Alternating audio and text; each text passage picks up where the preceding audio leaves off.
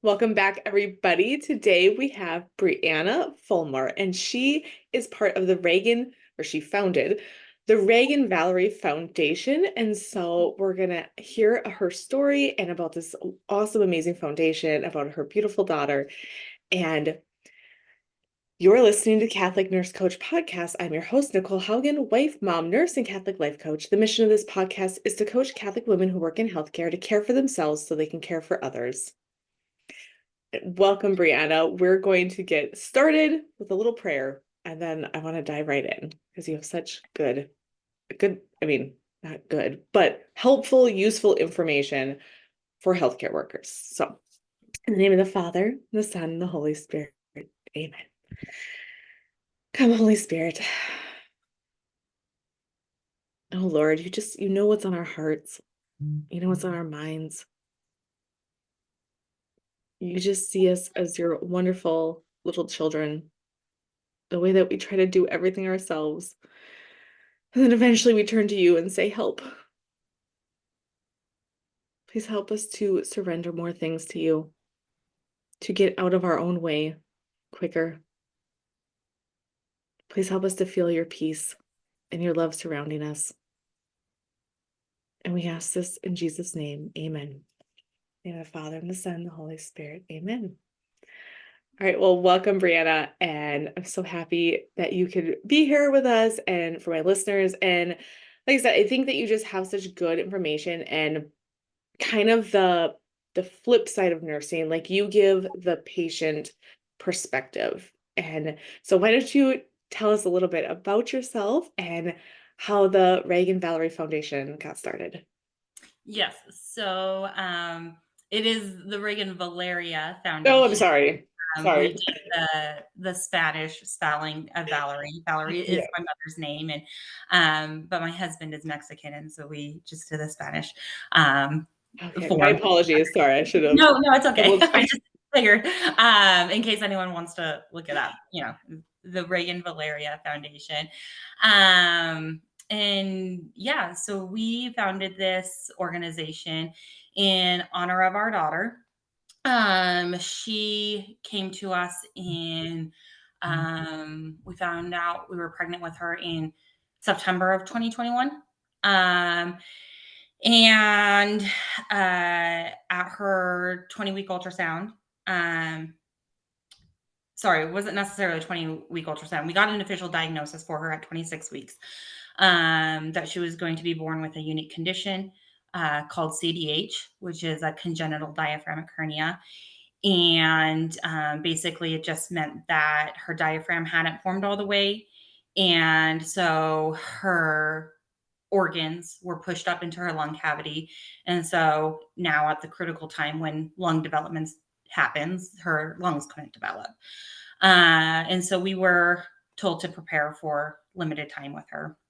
And yeah, so that just set us on a journey of, how to prepare for having limited time with a loved one when you know ahead of time. And also just knowing right away that no matter what her outcome was, obviously the best outcome would have been to have her in our arms. But we wanted to make sure that her spirit lived on and that we were going to do a foundation of some sort in her honor. And it just so happened that it was formed into what it is because we found out through our journey that it is possible to relocate to different hospitals, and it is possible to find a specialist in a specific condition. And that means, though, that you have to leave your home and relocate to a completely different state, completely different town, whatever it may be, in order to get the best care for your child. And that comes with added financial costs. And so, my husband and I had found ourselves in a unique position where just both of uh, our lifestyle, both of our lines of work allowed us to be able to do that without much thought.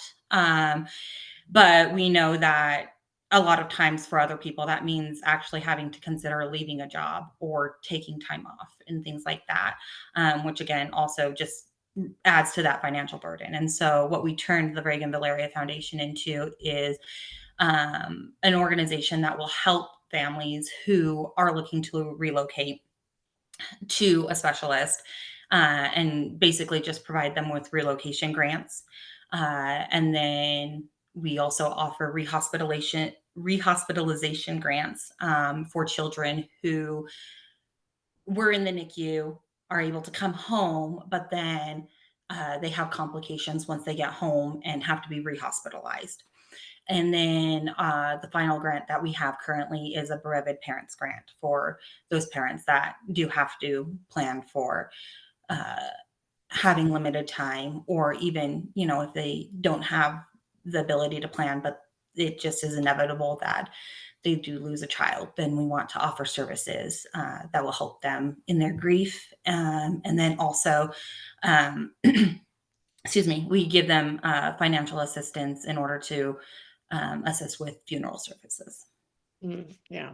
Yeah, which is, I mean, that's just such an amazing and beautiful foundation and a need, right? That like, I mean, you don't really think about it until you're going through it. And so it's good to have others that have gone through that and then encourage, set out and like be like, yes, like there's a need for this and we're gonna make a difference. So like I Mhm. commend you for that to like step forward and take those steps. And so and you had a child, right? Like a older child at the time. Yes, so we have our older son, and he was 2 going on 3 during this time. So uh, he turned 3, um, when Reagan was, at her month of life, if that makes sense. So he was 2 going on 3. Yes. Yeah. Yeah. Okay. Mhm. Which again adds more stress and more, yeah, just stress and overwhelm on caring Yeah. for his other child and making sure his needs are met, but then make sure you're taking care of yourself and your family altogether. And Well, and so, so that is something that I wanna work on, this year into next year. I do wanna build relationships and trying to get families assistance with that, because you're right, having another child, there was, I needed to make sure he was taken care of, and my husband is a pilot, and so he's gone part of the time, and so there was the question of, if I go into labor while he's on the road, who's going to take care of my child? Or even, um, if I go into labor before our family members are able to get here to take care of him, because we had a plan set up, obviously, once we, for the expected birthday, for the expected birth of my daughter. But like, if for some reason I went into labor earlier or needed to go to the hospital, like, he would have to stay with our son until someone could take care of him, because we moved to this completely different state. We didn't know anyone. There was no one we could leave him with. And so I do want to build relationships. And it's come across my idea, or an idea I have, is maybe like building relationships with like a doula service or something that mm, is able to provide assistance for both the mother, and then also be there as a caretaker for a child if they're open to that or something. But mhm. Yeah. so yeah, that is something that an Yeah. additional service I would like us to be able to provide to families when they relocate. Yeah. Yeah. That's awesome. That's amazing. And so tell us, okay, so your daughter was diagnosed about 26 weeks, but you Mhm. kind of knew ahead of time like something might not be quite right. And so can you kind of describe like what that in between stage was like and like what ways did doctors and nurses support you and maybe for our information and for learning information for healthcare professionals, like what were ways that like really weren't that helpful either? Yeah, definitely. So we went in, I want to say it was in December that we went in, for our 20-week ultrasound and the anatomy scan. And at that anatomy scan, they told us, oh, she's kind of in a funky position. We can't really see all of the anatomy. So we're going to need you guys to come back in 2 weeks, and hopefully she's moved position, and we can see, valves of the heart and just check everything off on the anatomy scan. And so we were like, okay, yeah. And we didn't really think too much of it. Just because with my son, they made us do the same thing. They thought that he might have a clubbed foot. But we went back in the ultrasound and it was totally fine, like in 2 weeks. And so we were just like, okay, yeah, she's sitting funky. And then I also had oh shoot, I can't think of the name of it right now, but where the placenta attaches to the front of the uterus. And so they were saying like the placenta was kind of in the way too, where they couldn't see everything. So we were just kind of like, okay, yeah, whatever. Um, but when I went back in 2 weeks to do the follow-up ultrasound, we had actually switched insurances. My husband's work just had switched insurance. And so now I guess the hospital that I had my initial ultrasound out was now out of network. And so we had to transfer hospitals. But I told them at that meeting, I looked at the tech and I said, is this something that we need to look at right away? Like, is it a life threatening thing? And her response was, well, I don't know. What's dire for me might not be dire for you. And so I think for me, that was the first point where I feel like something could have been done differently. I Mm. feel like that was the point where a doctor or a nurse or someone should have taken me in the back and said, we don't know if it's life threatening. We can't see everything, but there's a possibility that something is occurring. Like she looks unique and we need to find out because I mean, we have the HSA account. And so it's like, I was willing to use funds and like pay for the ultrasound if I needed to. Like to me, it was just like, if something is life threatening for my child, I'm willing to do that. And so I feel like that was the first point where something different could have been done, is again, just having that hard conversation of, we don't know what's going on. Nothing may be going on, but something might be, and we need more information. And so you can either choose to pay for the ultrasound, it would be this much, or you can wait an additional, I think I had to wait an additional 2 weeks before the new hospital could see me. And so since I had to wait an additional 2 weeks, it was now 24 weeks when I did have the second ultrasound. Um, and at that appointment, the ultrasound tech, she did the ultrasound, and then she told me, she said, the baby's in a funky position, so I need you to stand up and like kind of move around, try to get the baby to move so we can see more of the anatomy. And so while I was doing that, she actually went into another room and closed the door. And she was on a phone call, I'm assuming with the radiologist. And it was just one of those moments where we knew they were having a side conversation. And like we could hear her tone of voice. We couldn't necessarily hear what she was saying. But it was at that moment that, at least for me, I realized like there's something going on, Mhm. that they're not telling us. Mhm.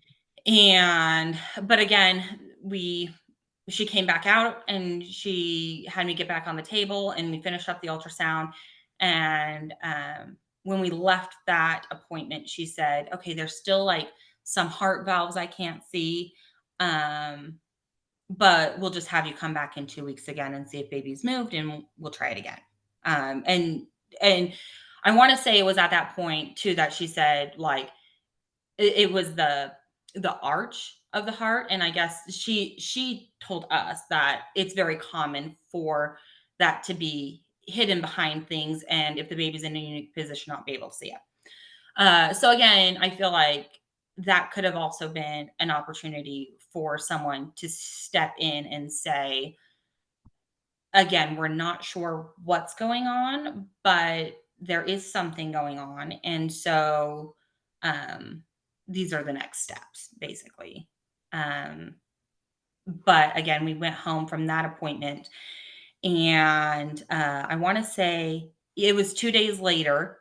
So after that ultrasound, it was 2 days later, I had a midwife appointment because I initially started out with a midwife unit at the hospital. Um, and we went in, and it wasn't until the very end of that appointment, like, the midwife had already left, and I wanna say, like, the nurse had come in, maybe I was getting my Tdap or something at that point. The nurse was doing something with me, and we were actually literally getting ready to leave the room, and the midwife ran back in and said, "I need you guys to sit down. Um, I'll be right back. I need to go get a doctor. We need to talk about something." And it was at that point that they explained to us that they were pretty sure she had CDH, and they explained to us what it was, and that they were going to be referring us to a specialist, that we were no longer being going to be able to be seen at our current hospital, that we had to be transferred to the main hospital that had it, to the main hospital, and specifically to their maternal fetal medicine unit, and that our daughter was going to be being seen at a fetal center at the local children's hospital that was connected to the main hospital. And it was just a flood of information at that time. But I feel like at that moment, that team did what they needed to, um, because it was my first appointment with this team. Uh, since, like I had said, we just transferred hospitals, but I feel like the midwife that gave us that, and like the initial knowledge, um, for me, I was inundated with information and I didn't understand what she was saying at all. My husband luckily was there and he helped me process through it. Because initially, like, I thought she was talking about something completely different, and I I was reiterating what she had told us very wrong. And my husband was like, "No, that's not what she said." um, so it was helpful to have that second person there to help me filter through, um, just because it was a lot of information. But I feel like she gave us the information and the knowledge that she had and that we needed at the time. And I really appreciate that. I think that she was very forward in saying, "We're pretty sure this is what your child has. This is what it means. And so now we're going to, like, these are the next steps." And I really appreciated that. I think it's super helpful when you get a diagnosis like this to be given the diagnosis, then being told exactly what it is, what that condition is, and then telling us what the next steps were. And something else that I think was super helpful in in that meeting is she didn't give us any, um, what's it called? She didn't give us any statistics. She didn't tell us, you know, how, like, what the survival rate was going to be. She didn't tell us what the severity was going to be. She didn't give us any statistics at all. She just said, "Your child might have this syndrome, not syndrome, but condition. Um, and this is what you need to do." So I think that, to any, healthcare provider who's listening, I think that is what is so important in the beginning stages, is educating your patient on what to expect, and just with the facts, though, and so I appreciated that. And then from there, we excuse me, I still wasn't excuse me. So since she didn't give us any statistics or anything, I still wasn't, aware of how dire our situation was. I didn't realize, obviously I started thinking at that time, what if they're not able to help her? But it was more just like an afterthought, because to me it was like, okay, they're getting us into the best hands possible. They're going to be able to perform a surgery and she'll be fine. Um, is kind of my thoughts at that point. And so when we went into the fetal center to do an ultrasound, um, they, uh, sorry. So when we went into the fetal center, they did an ultrasound, and initially they just did an echo. So they were just looking at her heart. And at that appointment, they said her heart looked perfect. They saw everything they needed to. And so that was good. And so they gave us the green light on the heart, and I was like, oh my gosh, okay, great, like everything's okay. But then they said that we needed to do a follow-up complete anatomy scan uh in a few weeks. So then it was at 26 weeks that I went in for the follow-up ultrasound. Ultrasound. And it was at that point that they did the ultrasound, and then immediately after the ultrasound, they had a doctor come in with a resident, and that's where they gave us the official diagnosis, and they went into stats right away. And I feel like um, in that appointment,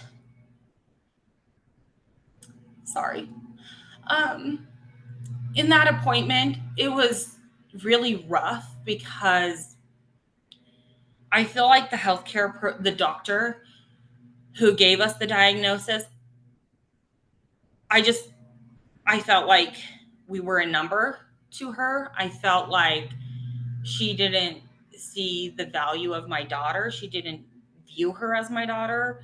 Um, it was just the way in which she gave the diagnosis. It was so just blank and reading facts. Uh, and I mean, one thing that sticks out to me is they literally have just told me that I have limited time with my daughter. And the way that they made it sound, it was like that she was basically going to be put in my arms at birth, and there was nothing that they could do. And so I just immediately just started sobbing. It was literally the worst moment of my life.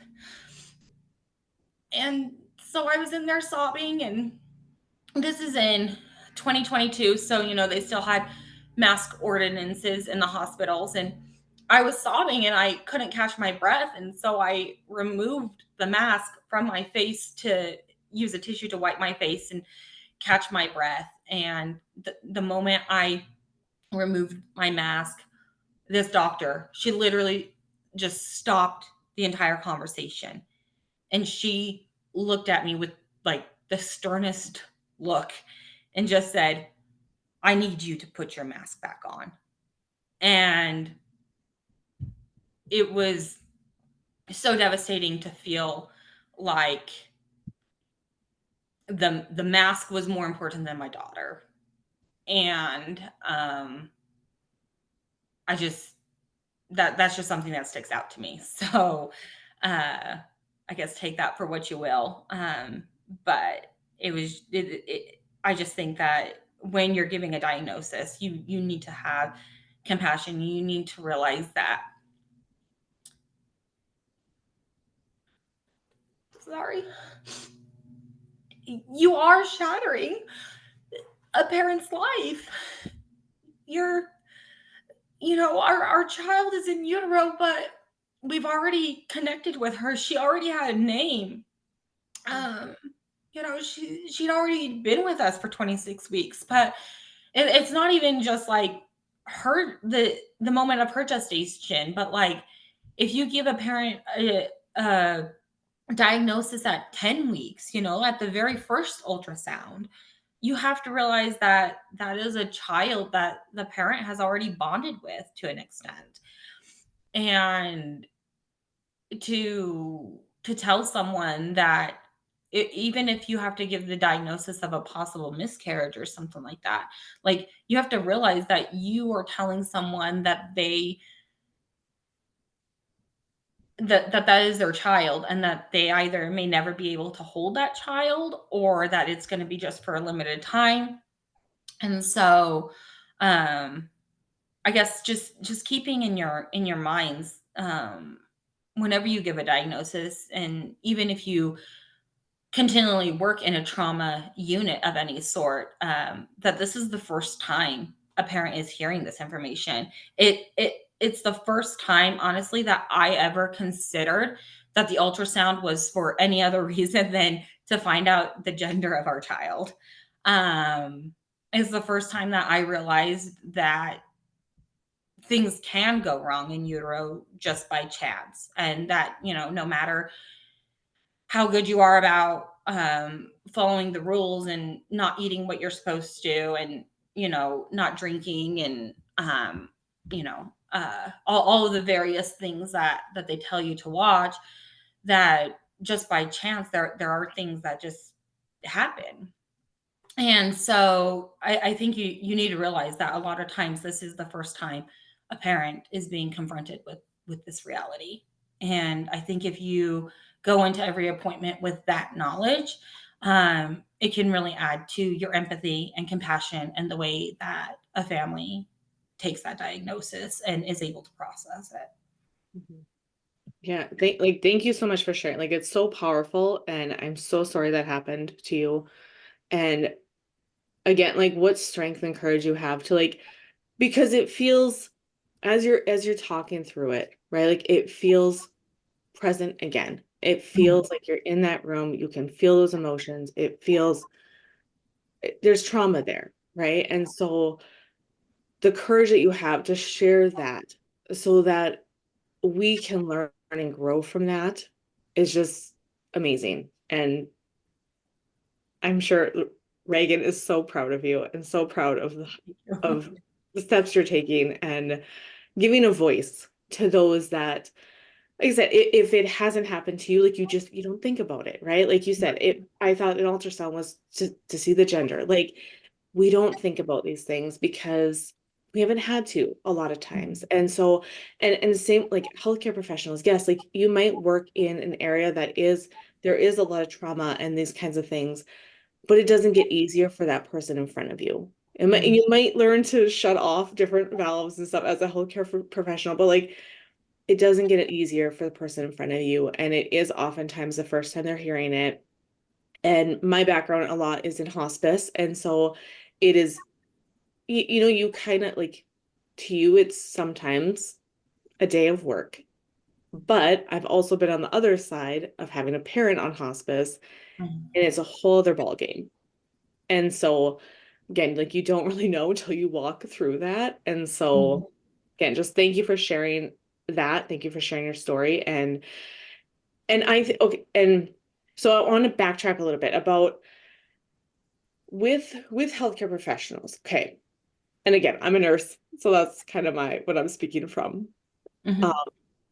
I've seen a lot of doctors who are cold, not compassionate at all. And I do understand to an extent, right? I have compassion for them. I have understanding of what they've gotten, probably gone through in their life to get to that point. Mhm. And also knowing, like, as a nurse, I can't control how they show up, how they do things. Like, it's very unfortunate often. Um, and so, and also with the ultrasound technician, right? Like, Mhm. she can't diagnose, she can't, or he or she, whoever it is, they can't diagnose, they can't, right? So, like, you are limited in your field. Um, Right. and so, like, so I understand that. So that, like, we understand that, right? Like, we're not saying that the technician should have diagnosed, like, we're just saying, Right. like, the words that are said, however, are so powerful. And you said, like, you're shattering a parent's life. And so, like, the words and the way you say things and how you say them are more important than saying, well, I can't diagnose. Like, I think Right. everybody knows fairly, the boundaries and, like, the different things, the roles that people play. And Mhm. so, um, also with that, like I understand, like, as a healthcare worker, as a nurse, like I don't know every treatment, I don't know every disease, I don't know every option. But we can always be truthful and compassionate, which is what I heard you say. And so for me, from my personal experience, it was when my dad was at the end of his cancer diagnosis, like he had cancer for 10 years. Before we even found he had cancer, it was prostate, but it metastasized to the bones. And so he lived with that for 10 years. And we could see, like, I could see as a nurse, I could see as his child, I could see a decline. Mm-hmm. And, we kept questioning the doctor, and the doctor kept saying, no, we'll try this med next. We'll try this. Like, it was very hurtful then when we got to the point, like, he just saw the doctor like the week before, the following week, he couldn't even walk anymore. Like, he'd gone downhill so quickly. And then when we finally said, like, my mom emailed him and was like, we're going with hospice. Like, we can't keep doing med. And like, it's like, oh yeah, well, that's a good idea. It's like, why, like there was hurt there of why didn't you just come out and say that? If you saw that, why didn't you just say that? And so I think there's something to be said about being truthful and being honest with what you have, right? As a nurse, like you can't diagnose, you can't that ultrasound technician, like they can't diagnose, they can't say, oh yeah, I'm seeing this, but they can say, something feels off to me. Mm-hmm. We're going to get your doctor to follow up with this as quickly as we can. And then take those steps as a nurse, as an ultrasound technician to advocate for your patient and to keep it moving forward. Like that's what I hope that listeners take away from that is like what we do have the ability to control. And also, what struck me as you were talking was we're so worried that people will worry. We don't want them to panic for no reason. We don't want them to feel uncomfortable, that then often it's a missed opportunity as well. And again, we don't have to be all gloom and doom all the time. But if that's your main job as ultrasound technician, like, oh, something's off, like, Yeah. be truthful in that. Again, don't put your license on the line, don't put your certification on the line, don't do any of that, but just truthful and Right. compassionate. I think goes so far. And then to keep advocating for that patient to say, has a doctor looked at this yet? Nope, I need to get it in front of them again. Okay, have they looked at it? Like, nope, I need to follow up with this. And so I do think that is powerful in itself.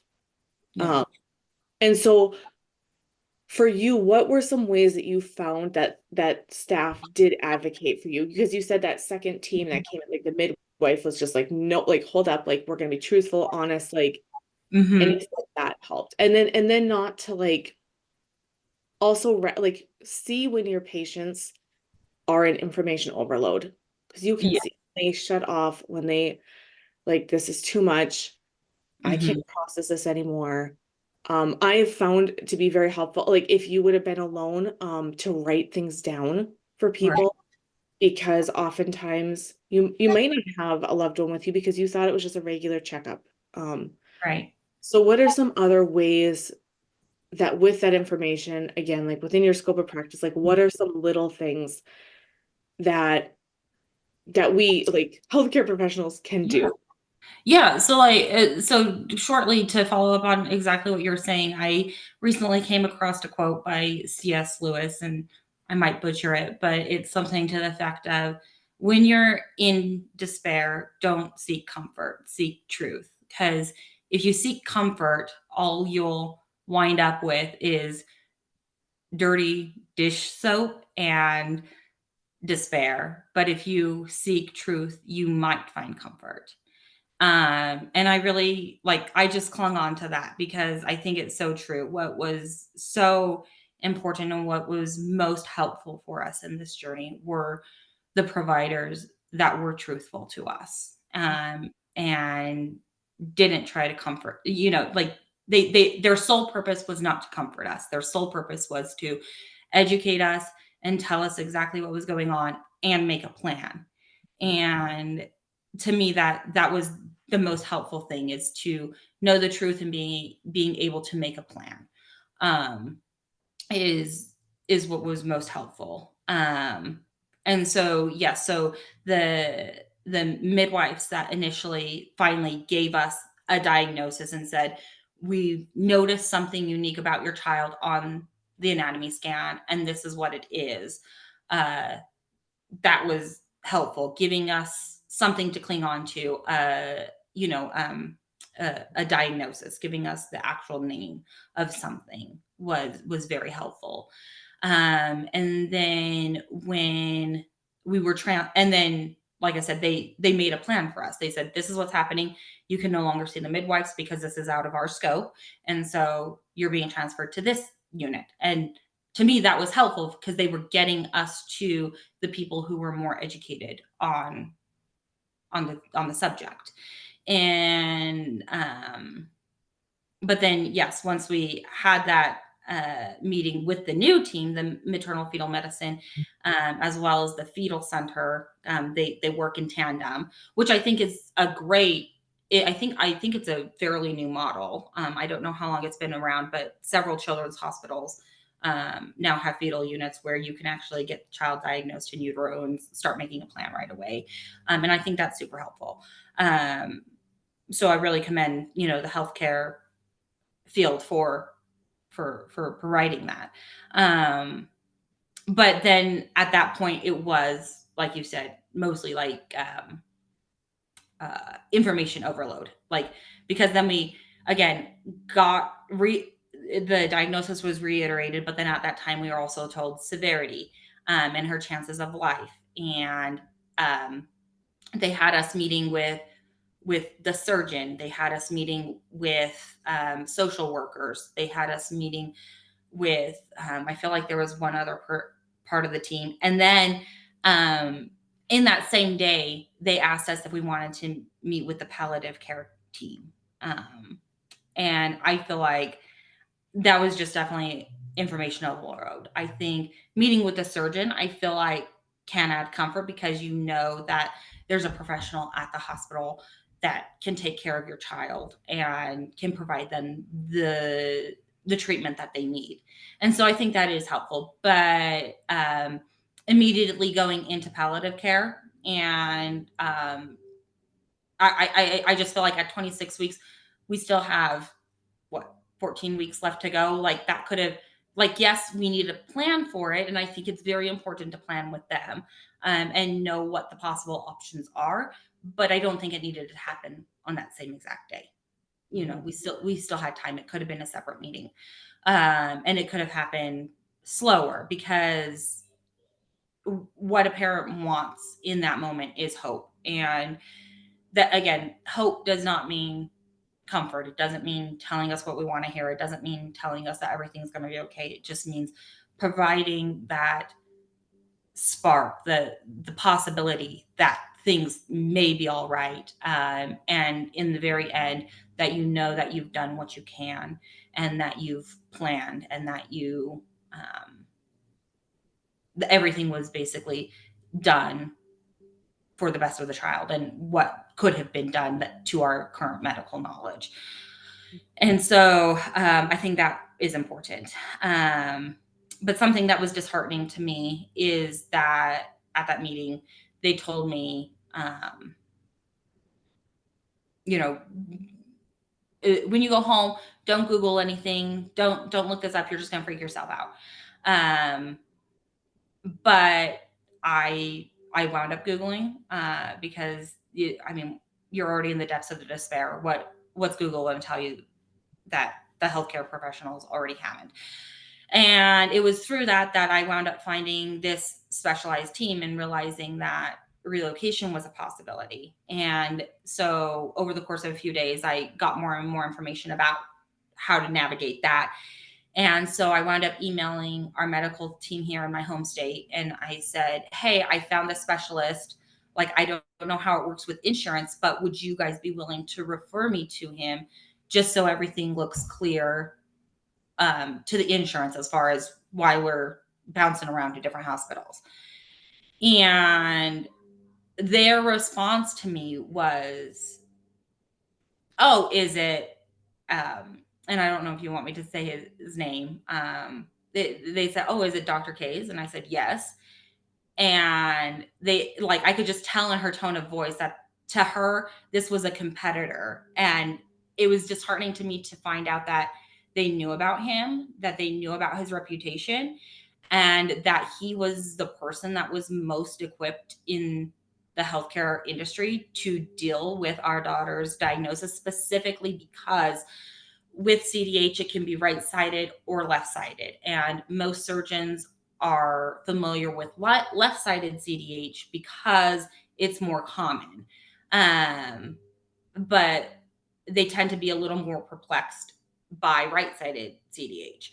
And also, with that, her severity level was very high as well. And so, for them to know that like getting her into the hands of this specialist was probably the best thing for her, but I don't know what goes on behind the scenes, and if they just wanted to like if they wanted her as a patient in order to try to like see what their doctor could do, or like if it's a numbers thing, like as far as how much money they're going to be getting from the health insurance, or I don't know what's going on behind the scenes, but the fact that they knew about this doctor and didn't refer him and weren't even willing to refer me when I asked was very disheartening. And I know that as nurses, you guys probably have much more I'm sure it's very strict as far as like what information you can provide as far as having patients transferred out and everything like that. Um, but I don't know. I just feel like that's something I'd like to see in the healthcare industry as a whole, and I don't think it's anything that one person can do. Um, but just see the less competition and more of a focus on getting patients into the right care and giving them their best chance at life. I Mhm. think, especially when dealing with a child. I mean, anyone, to be honest, but um, to me, the death of a child is just so much more unique than um, facing, um, I guess, the inevitable with someone who has already lived. But sorry, Yeah. I No, don't I want know. to sound Yeah. callous or anything, but it's just okay.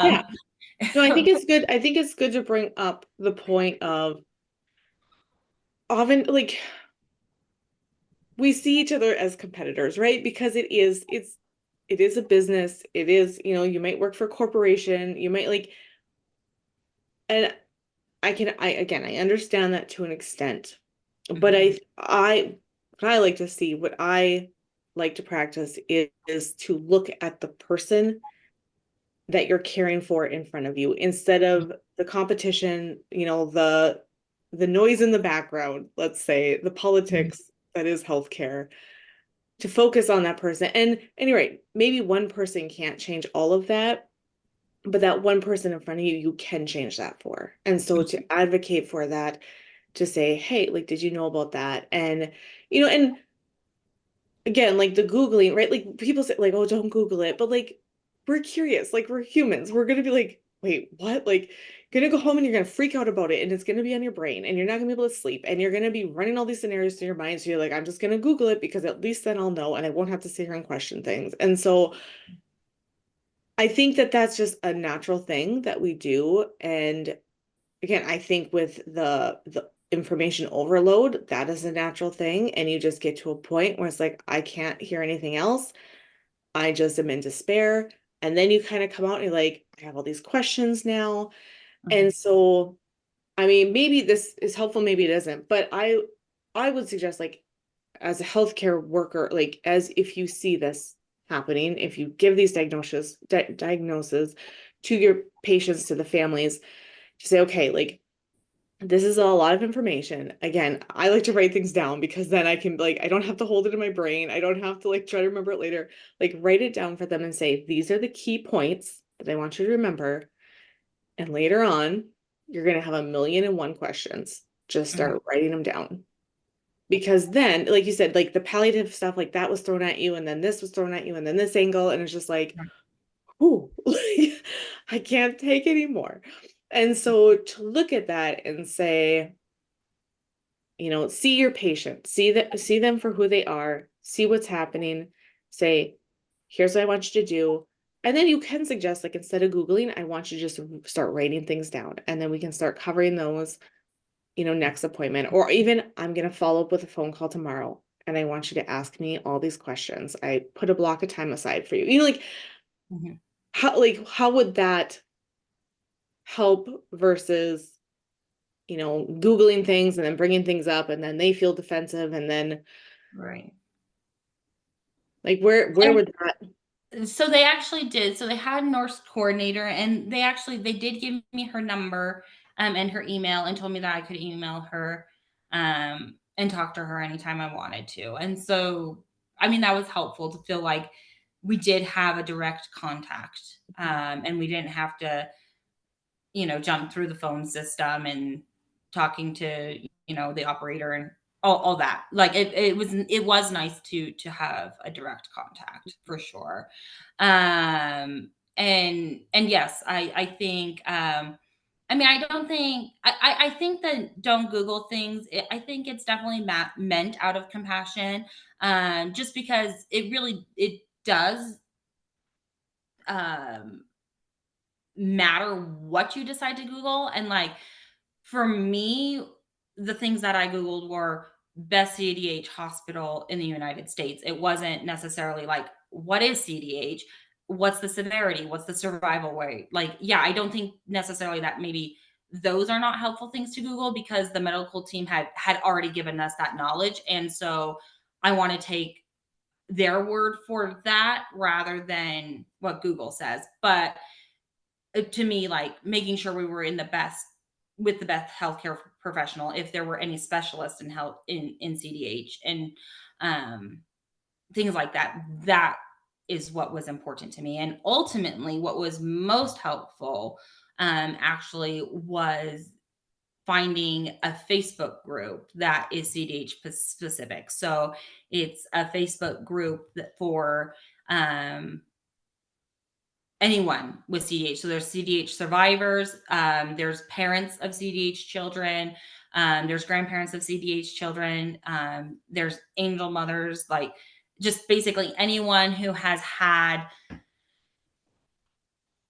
experience with CDH is in this group. And it was just so helpful for me to be able to find a group that was knowledgeable about CDH, but also had those anecdotal experiences and the personal experiences that they could share and say, doctors are going to freak you out, especially if you're in a rural area.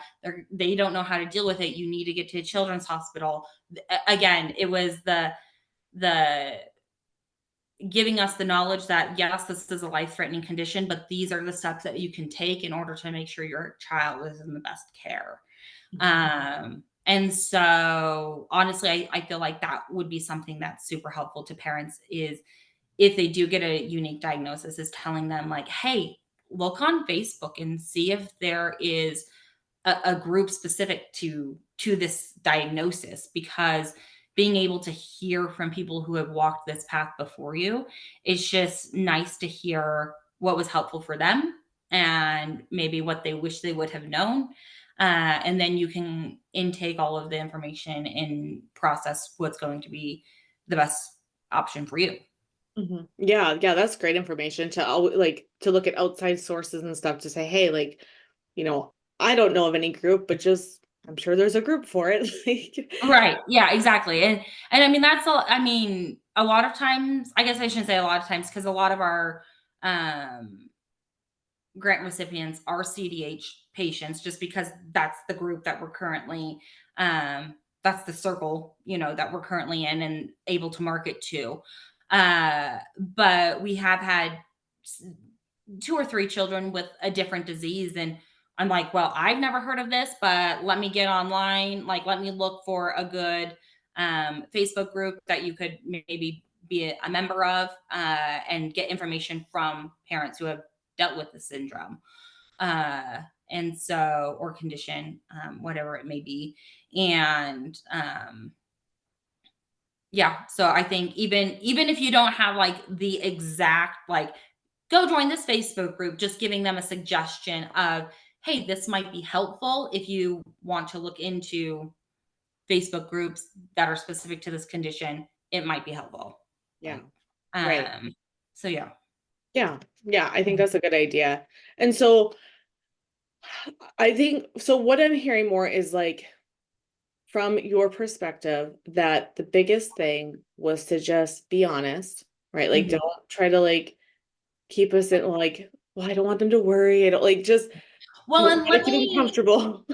let me just tell like go off that real quick, because yes, being honest is so important. So our team here in my home state told us that our daughter probably had a 70% chance of life. And when you go from 100% to 70%, that's devastating. And I was devastated. And it sounded super bad. But when we went and we did our consultation with the team in Florida, before I even before we decided to relocate, they told us at the consultation that they were going to give her more of a 50% chance because he said like he's seen at that point he had seen over 600 babies with this condition and he operated on them and they're all unique in some way, but he said whatever my daughter had, he said it really perplexed him. So he was straight up, he told us, he said, I'm a little perplexed by what I'm seeing. It doesn't look like a normal CDH. I don't know what's going on. um all I can tell you is she might have a 50% chance of life. And um yeah, so he basically he lowered the percentage of life that she would have. But the fact that he was honest with us and told us what he was seeing, and you could just see the compassion and empathy in his eyes, um, it made a difference. And he has a list of 7 things that CDH babies need, and the first 6 are like medical things. So he said they might need ECMO, they need time, like time to build their lungs, they need ventilators. um, I can't remember what the other 3 were, but they were like medical things. But the 7th thing he said, and they need a team that believes in them. And he said, I believe in every single patient that I take. I will not take a patient if I don't believe in them, because there's a difference between saving a child's life and prolonging their dying.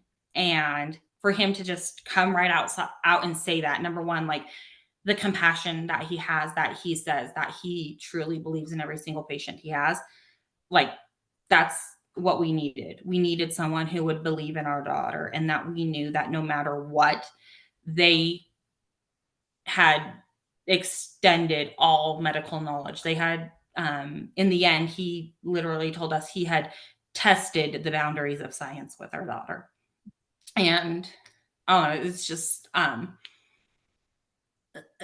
comforting to know that literally everything that he knew to do, he had tried. And that hopefully he had extended his knowledge with her, that if another child with a similar condition comes before him, he can do more for that child. Um, and so again, that honesty, just always being straightforward and honest, no matter what, just changes. Even if the day before she was born, he actually wound up telling me um, that he was going to decrease the chances of her life expectancy because her anatomy had just changed so much within the 2 weeks. And that he now knew they were not dealing with CDH and he didn't know what they were dealing with, but he was still going to try. But he could not at that point even give us a percentage of life. He said, um, I can't give you a percentage of life, but I can tell you it's not 0. And so I'm going to try. Um, and again, like even hearing that, it was honest and it prepared us. Again, like I walked into it was an emergency C-section, and I walked into that operating room knowing that if in the end he all he could do is hand her to me. Like, there would be no other words needed. We would just spend the time that we could with her because it just meant that he had literally tried everything. But, by the grace of God, he was able to get her on ECMO, and she was able to have 30 days with us, and he was able to attempt surgeries, and try to get her better. But in the end, her lungs just hadn't developed in utero, and so she couldn't sustain life on her own. Yeah, and he sounds like an amazing doctor. Like to have that balance of truth, but paired with compassion and Mhm. empathy. And Mhm. so, again, that's what I strive for. That's why I hope that every listening like takes from this is just to have that balance more and more. And like, you might not be great at it. It might be uncomfortable. You might fumble through your words and like, but to just keep going. Cause like Yeah. you said with him, like he'd seen like 600 and some babies. Like I'm sure with the first one, he wasn't as good as when you guys were there. So just to keep trying and to keep working through that and to just keep showing up for your patients, for their families, even through those hard and difficult diagnoses, because I think it's more important to be honest and give people what they're working with Mhm. versus trying to keep them comfortable and not make them upset. So then Right. you don't have to you don't have to feel upset and bad. Yeah. Um yeah, so yeah, he sounds amazing. And so why don't you tell us a little bit more about the foundation? And I know you kind of explained in the beginning, like the main points that you guys cover, like where can we find you at? Like what are your goals? Like it sounds like a big goal or a big thing is supporting these families who are Yeah. going through this. Yeah. So, again, it's the Reagan Valeria Foundation, and the majority of information is at the Reagan Valeria Foundation.com. And that has Reagan's story. And then you can also find our grants there. We're in the process of getting ready to do our annual fundraiser event in the end of June. So if anyone's in Utah, you're welcome to come. And yes, our big push is our main goal is to provide these grants, and sorry, so our is to provide these grants. And last year, so we just launched in May of 2023 on Reagan's first birthday, and we were able to help 7 families last year. And then it's been wonderful because this year already we've helped 11 families. And so we definitely want to help as many families as possible. And our goal is to provide as many relocation grants as possible, because it's important to get to that specialist. It's important to get to that right healthcare team so that your child has the best chance at life. And we do have the bereaved parents grant as well, but our goal is to have those be fewer, just because we want the outcomes to be better.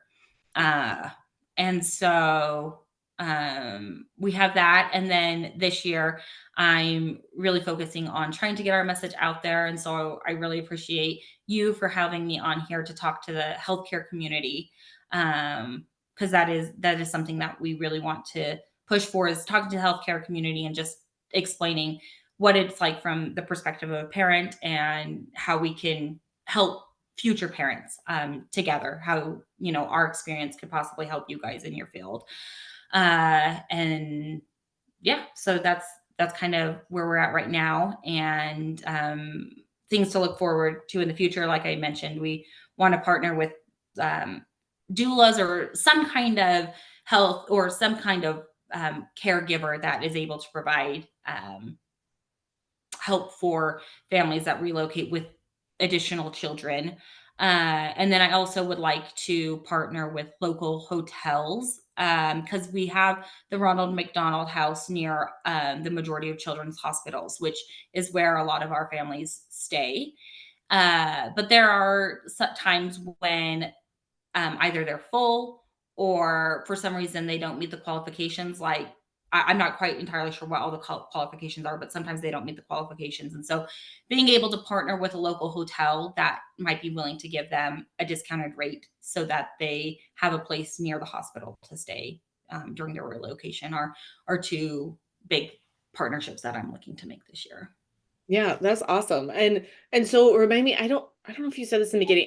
It's for like babies in utero that are diagnosed, right? That like that's your main Yes. Well, thing. so yeah, so we say specifically it's for NICU babies, specifically those diagnosed in utero with a life-threatening condition.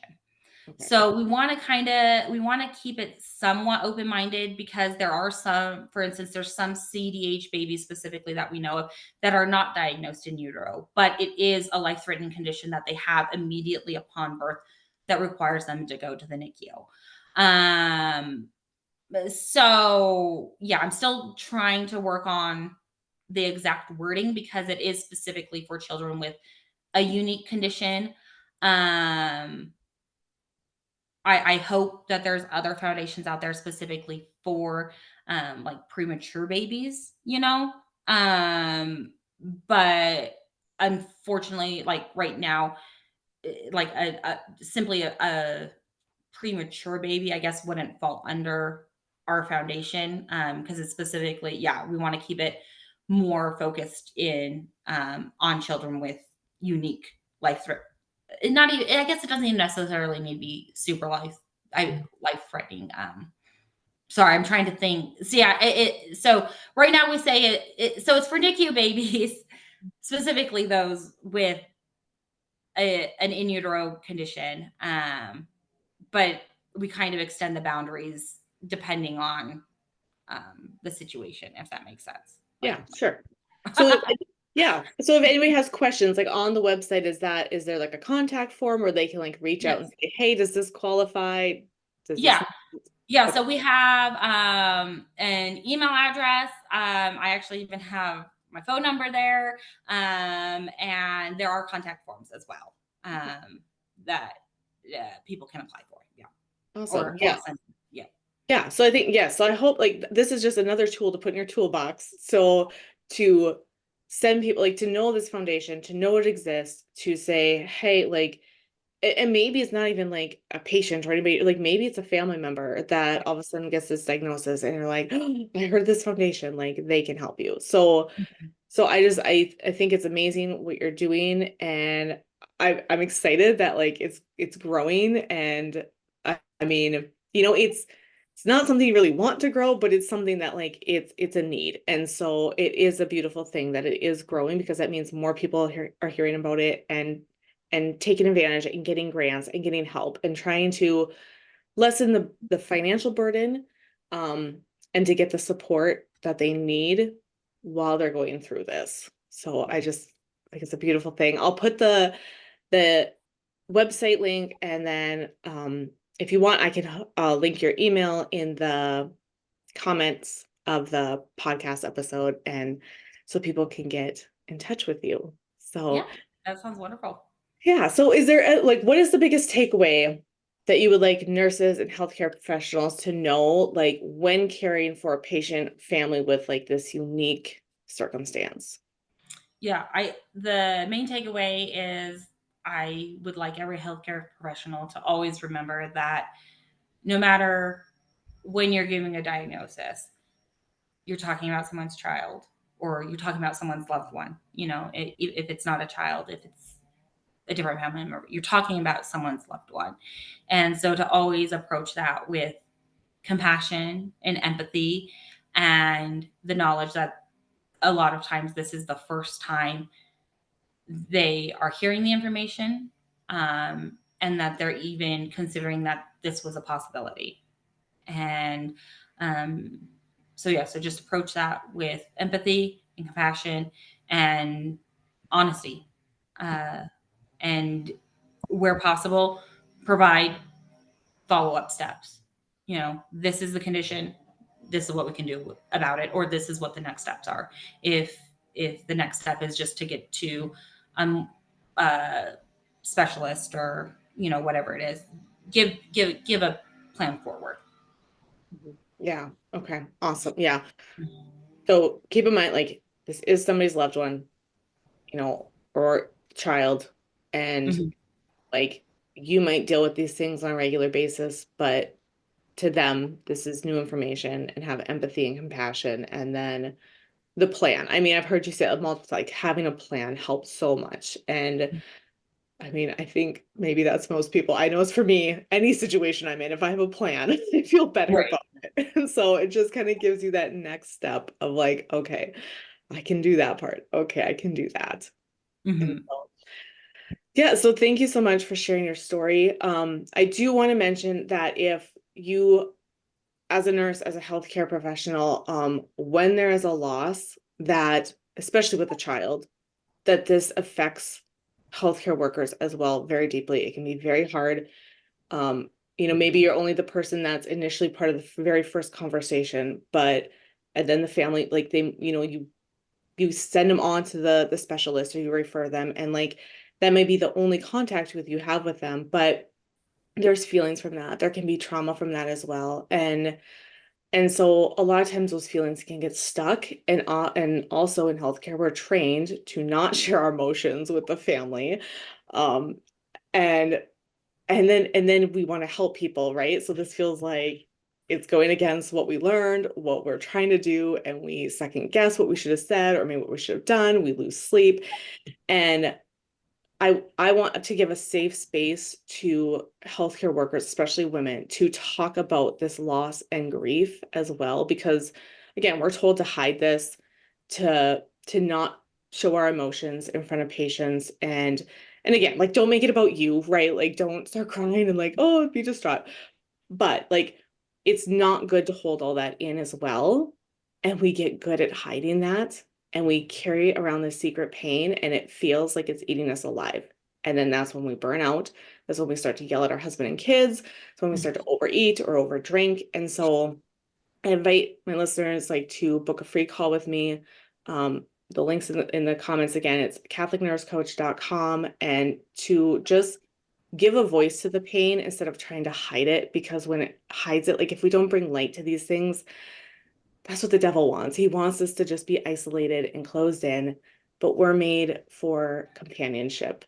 We're made to share that with others. So catholicnursecoach.com, book a consult call and come. We can talk about that, and just how hard it is to then go to work again the next day when you're carrying all this with you. And so thank you, Brianna, so much for sharing your story, for sharing about your beautiful daughter, and and your foundation. And I'm so excited to like follow you and see like where this goes and what beautiful things you're going to do with it. So thank you so much for sharing and giving us like that perspective. I think that's important to see that side of it as Yeah. well.